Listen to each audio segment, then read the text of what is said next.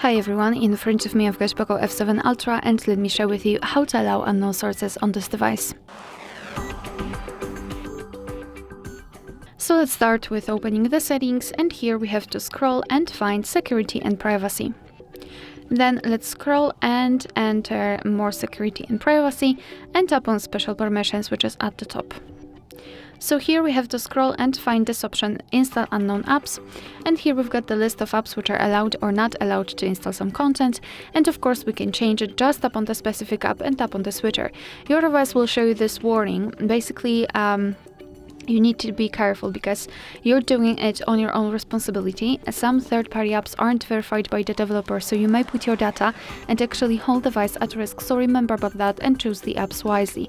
Mark this statement that you're aware of the possible risks and confirm it with OK.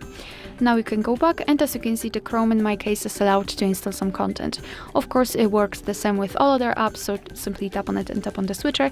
And the same if you want to remove previously granted permissions, just tap on the app and tap on the switcher.